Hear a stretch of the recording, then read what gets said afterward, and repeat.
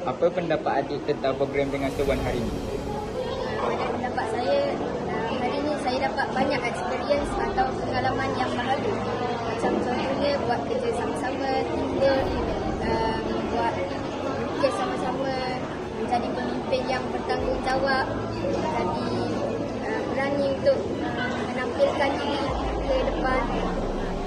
Okey dik, soalan kedua, apa yang adik dapat dalam program seruan hari ini? Ini saya dapat motivasi,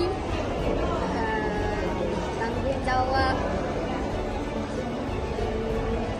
awal, Apa yang dapat belajar apa itu tanggungjawab ini?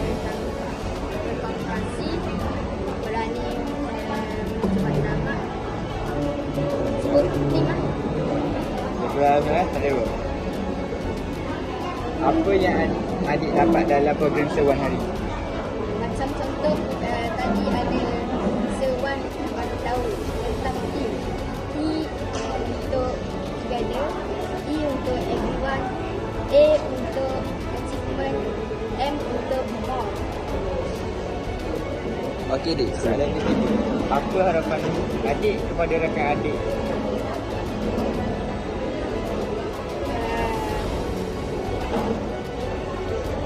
Saya harap tim Red Malaysia boleh lagi pergi ke sekolah lain untuk menceramah, bagi nasihat, bagi semua benda yang pemimpin perlu ada.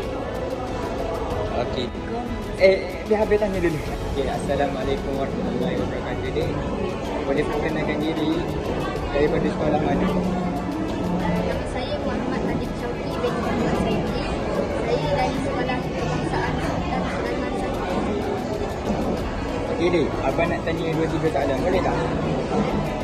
Okey, soalan pertama. Apa pendapat adik tentang program dengan seruan hari ini? Pendapat adik tentang program dengan seruan hari ini? Hari ini saya dapat banyak pengalaman, experience yang baharu. Contohnya macam buat teamwork, buat kerja sama-sama, buat ulang-ulang lah. Okey, Assalamualaikum warahmatullahi wabarakatuh. Boleh perkenalkan diri adik tak? Waalaikumsalam. Nama saya Muhammad Muaz bin Hafiz dari sekolah SKS 1. Okey dik, abang nak tanya 2-3 soalan, boleh tak? Okey, soalan pertama. Apa pendapat adik tentang program dengan seruan hari ini? Saya sangat seronok kerana saya boleh menjadi pimpin yang